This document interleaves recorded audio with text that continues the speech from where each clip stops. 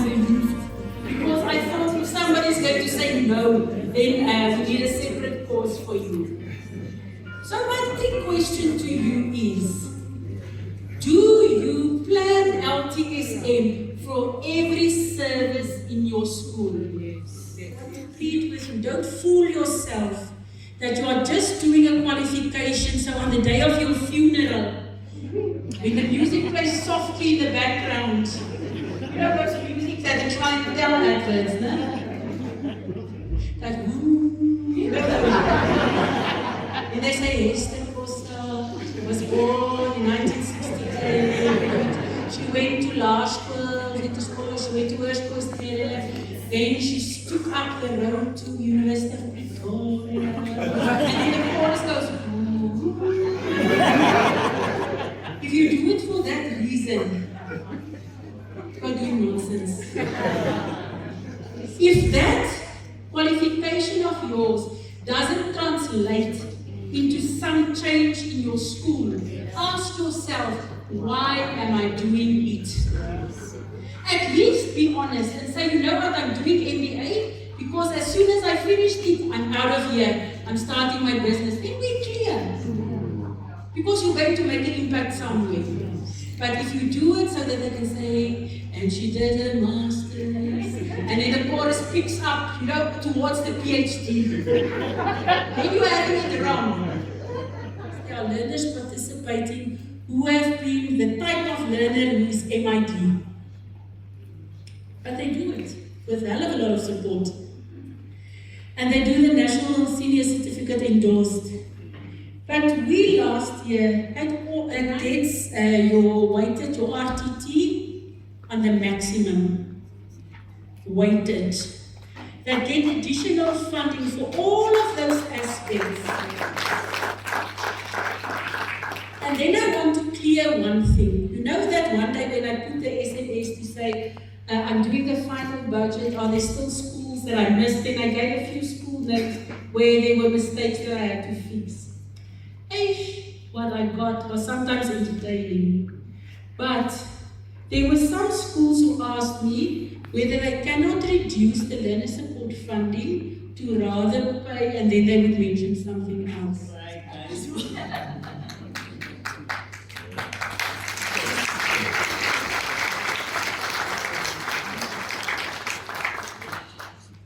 This is difficult. Colleagues, when I did school-based social work a lot of years ago at Westbury Primary and at Coronation Training Center.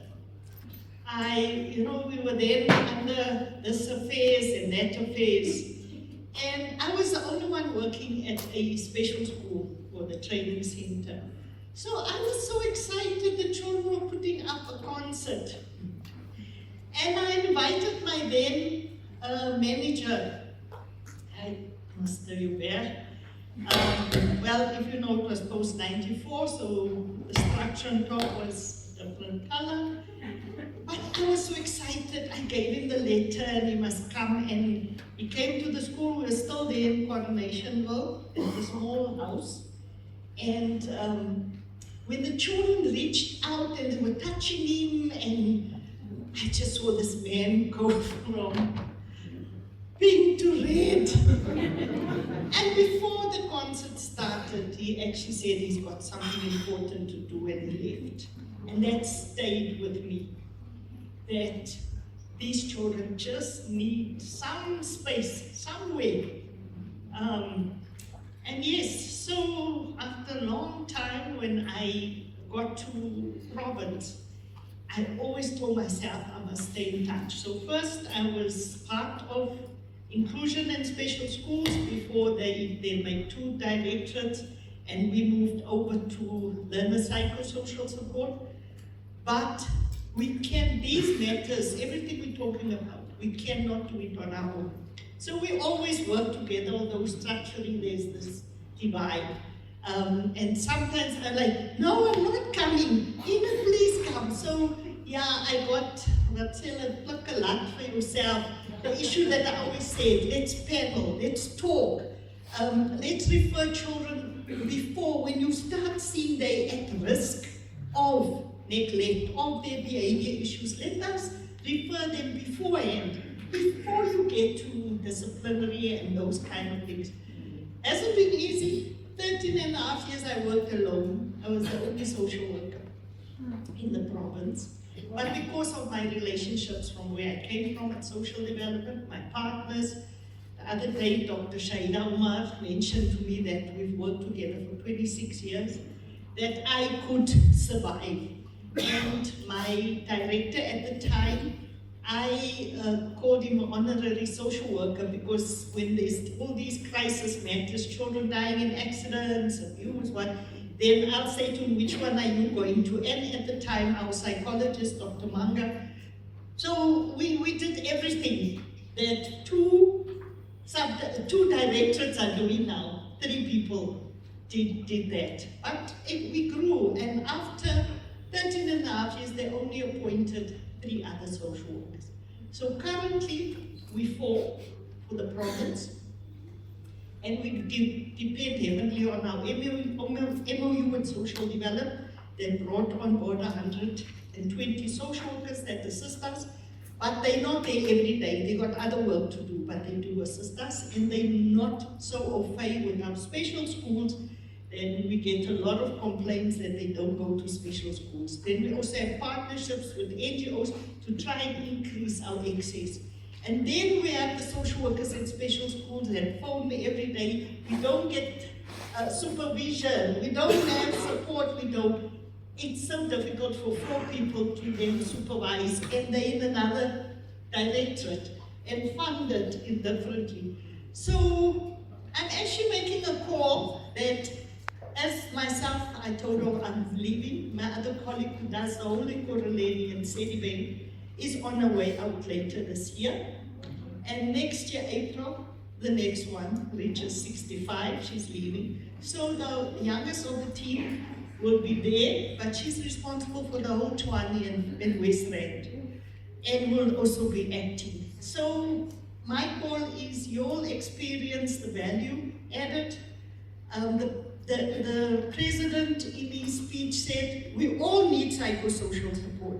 We were in a meeting with partners, and they said, can the money follow that pronouncement? We heard at the response to the SONA, some of the political parties also made an appeal for social work.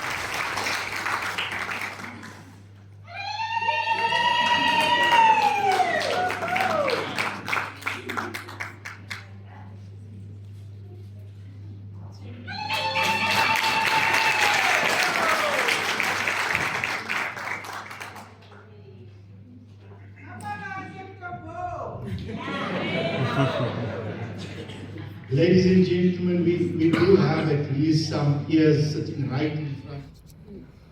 So, but where are we sitting right now? The reality is this: the one that is benefiting the most is benefiting the most. The one that is benefiting the least is benefiting the least or nothing. So, when you go back to your school, look at your governance decision, governance processes. Who are they benefiting? Are they benefiting those who are already benefiting? I had the liberty of looking at the quintile ranking and what provinces are allocating. It was fascinating. Quintile 1, 2, 3, they allocate 1,800 per child, right? And quintile 4 to 5, then they allocate, depending on the days, a minimum of 400 and something, right? But this is what I picked up. It's something that we need to deal with as a country. I picked up that some provinces all provinces do not increase the 1.8 for quintile 1 to 3 schools. But I found that certain provinces are increasing for quintile 4 to 5. Right? Do educators and assistants have access to support and training? What do you hear from the school principal? What are some of the things that are there to support the teachers? Does the school culture values well-being, not just compliance? The school culture, you know what is school culture? How things are done at the school. If You shout at us, like I come in the morning, then I get shouted at. How am I going to support the child? And you see that as a school governing body, and you go to whoever is doing that, and you hug them. Instead of saying, but look, what you are doing to this person is going to affect my child. I don't want to see it again. A decision made with an understanding of the emotional labor involved. In other words, your decisions are emotional, remember that. They have an emotional impact to people. If you take decisions like we've seen very good teachers, and sometimes the principal doesn't like what the teacher is doing, but the teacher is really good. And then they take a decision, maybe the teacher was doing well in an area, then we take a decision to change that teacher to do something else, and we give it to someone else. Decisions have an emotional effect. We cannot separate the well-being of learners from the well-being of the adults who care for and teach them. These two things go together. These are non-negotiable skills.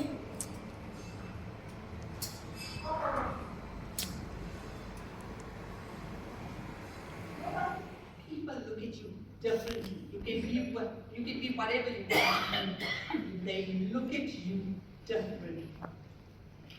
So disability doesn't choose financial status, education status. It does not do that. You can be who you want.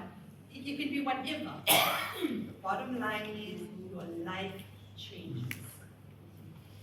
IQ does not prevent burnout. EQ skills help you process it.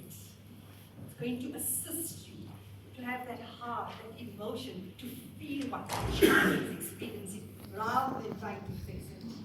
Many fathers internalize stress. A dedicated group provides safe space for honesty without judgment. That's why that FCNU is so important for you to belong to. Why is a father's group specifically? It's filling the gap.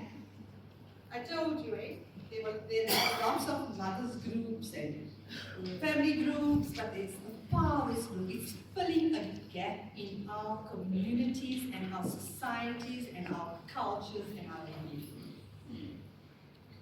It's a safe peer support, it's emotionally literacy development, it shares strategies, it normalizes the struggle. And I think that's what's important. It normalizes, and the dad that is going to be speaking after me is going to share his experience belonging to that group. It normalizes something that people and society has attached a stigma to. That's what it does. Accountability and connection. Men often open up differently around other men. A father's space encourages vulnerability that may not surface elsewhere. But, Mr. Bachelor, thanks to you, you opened up the doors for this FCN, and you gave the fathers that opportunity to share their experiences and to feel normal within a society that does mistakes. This was obviously done in collaboration with UJ, Professor Safuto. Is the one with ASD. He was diagnosed when he was 2 years. So yesterday, before coming here, I told my boys that, look guys, remember Daddy hasn't been working for 5 years now, and he hasn't been speaking English for 5 years. So now, hey guys, let's practice like serious, because you're gonna speak English the whole day. But then with that said, I'm one person who loves my boys to that extent where every day for the past 5 years, we wake up at 5 and I prepare water for the eldest and then bath the little one, dress him up, do everything, because he's still on diapers. Even now he's still on diapers because he is a non-verbal autistic child. So we are doing the potty training. So I'll pack his bag. Sometimes, hey, we forget lunch sometimes. And because there's a lot to do in the morning. So it's a beautiful struggle, if I may say, because I've learned a lot with the two boys because they are different in their own ways. So with the ASD, it's a learning curve every day, as I say. I learn every day because of his difficulties, because of his challenges. But then I usually say, he doesn't have, how can I put it, difficulties.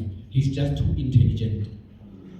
Why do I say that? When we were driving one day to school, we used to have what do you call it, the baby chair. The baby sit in the car. And he would get out of the chair on the freeway and then start pulling my hair and maybe want me to pull up to raise the volume of the radio. Because he's one person who loves music, like he loves music. So, okay, with him, I will say he is too intelligent because he does stuff that I can say normal kids do not do. And he used to go to the Early Child Development Center.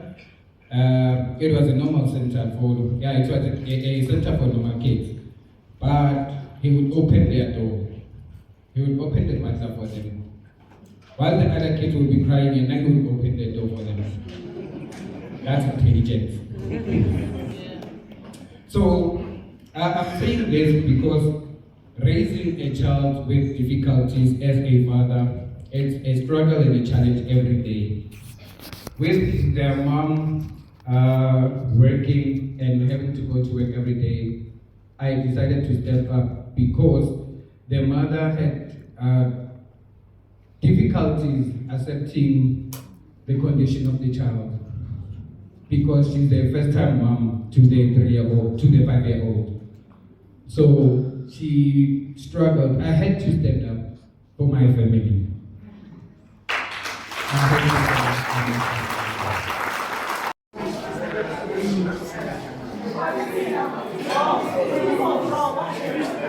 So this is